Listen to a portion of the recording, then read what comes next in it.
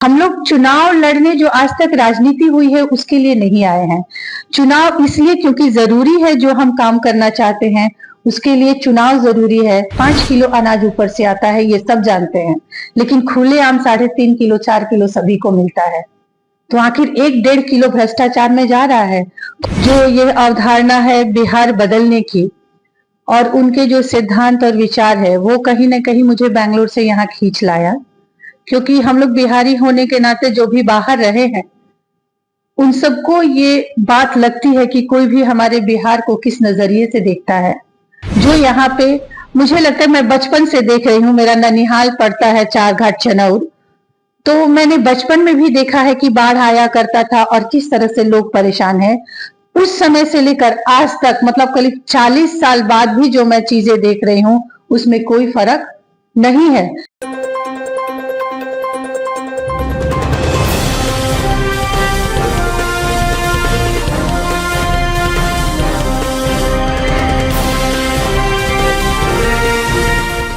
नमस्कार, आप देख रहे हैं शाहबाद समाचार और मैं हूं आपका दोस्त तारकेश्वर। तो इनसे मिलिए में आज हम आपको मिलवा रहे हैं जन सुराज की नेत्री पद्मा ओझा से। तो इनसे हम चुनाव पर बात करेंगे कि चुनाव का इनका मुद्दा क्या है, इस पर हम इनसे चर्चा करते हैं। तो बताइए, आपका स्वागत है हमारे चैनल में। धन्यवाद। सबसे पहले अपना परिचय और राजनीतिक सफर बताइए, आपका सफर कब से शुरू हुआ? मेरा नाम डॉक्टर पद्मा ओझा है। मेरी कोई राजनीतिक बैकग्राउंड नहीं है, मैं शिक्षा से जुड़ी हुई थी। मैंने LLM में MEd, MPhil और PhD किया है।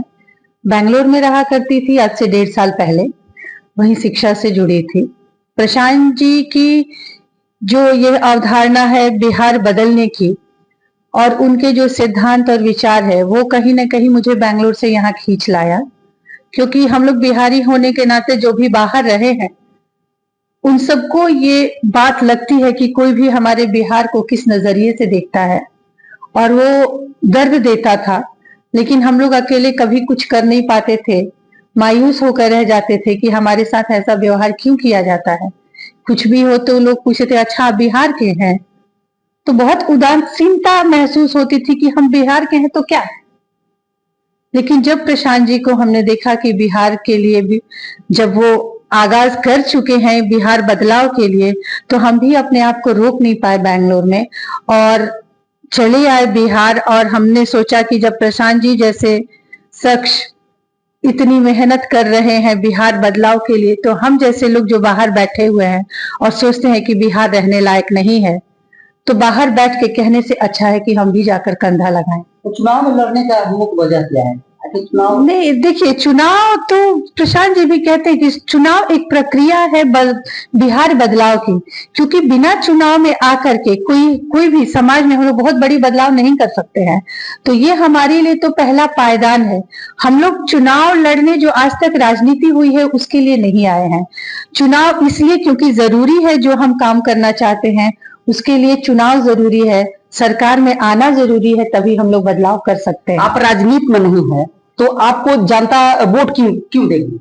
नहीं, जनता वोट क्यों नहीं देगी, बात है यहाँ विचारों की। आज तक तो जात पात पे सब वोटिंग होते ही रहा, चेहरा देखकर पार्टी देखकर वोटिंग करते रहे। लेकिन हमारी जो विचारधारा है वो है बिहार बदलने की। बिहार की छवि जो पूरे भारत में खराब हो गई है उसको बदलने की जरूरत है। और हमारा राजनीति करना उद्देश्य नहीं है, हमारा उद्देश्य है कि किस तरह से बिहार में व्यवस्था परिवर्तन किया जाए। जिस तरह से यहाँ के लोग इतने त्रस्त हैं हर एक चीज के लिए, बिना भ्रष्टाचार का कुछ नहीं होता है। साधारण सा उदाहरण आप ले लीजिए कि 5 किलो अनाज ऊपर से आता है, ये सब जानते हैं, लेकिन खुलेआम 3.5 किलो 4 किलो सभी को मिलता है। तो आखिर 1-1.5 किलो भ्रष्टाचार में जा रहा है। कॉलोनी पास हो रहा है, उसमें पैसे लग रहे हैं। दाखिल खारिज कराने जाइए, बिना पैसे का नहीं होता है। राशन कार्ड बनवाने जाइए, 2,000-3,000 रुपए लग रहा है। तो हम यही चीजें तो जनता को बता रहे हैं कि आज तक जो आप अपने जात के नाम पर वोट किया, आप अपने लिए सोचे नहीं, और जिस तरह से पार्टी को देख करके वोट किया कि भाई करे या नहीं करे, हमें उन्हीं को वोट करना है, क्योंकि कई गांव में जब हम जाते हैं तो हमारी बातें लोग सुनते हैं और कहते हैं नहीं मैडम, बात तो आप ठीक ही कह रही हैं, लेकिन आप ये उम्मीद मत रखिएगा कि हम आपको वोट करेंगे।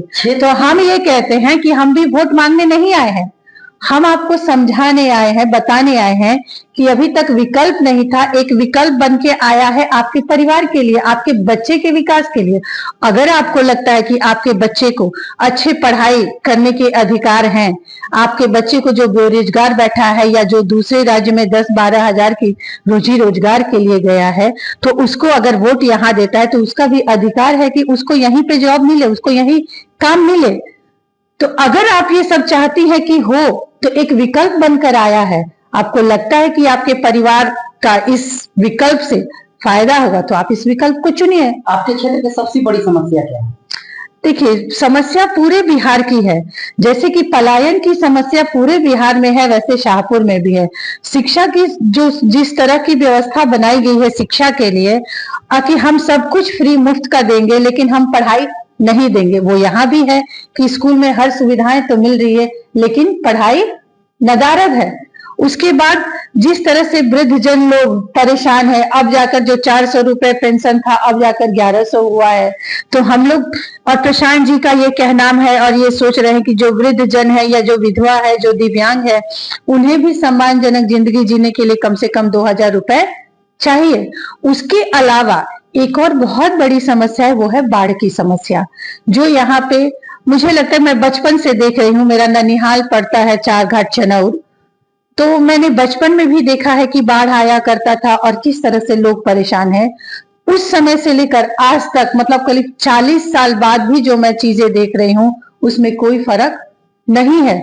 तो यही है कि इतने दिनों से लोग राजनीति करते रहे, लोगों को पता है कि बाढ़ आता है, तो कम से कम छोटी छोटी समस्याओं को तो हल कर सकते थे, तो वो नहीं किया गया। आज देखिए, रोड इतना नीचे से बना दिया गया है कि थोड़ा सा बाढ़ आता है और रोड पे पानी आ जाता है, जिससे कई कई गांव कट जाते हैं शहरों से।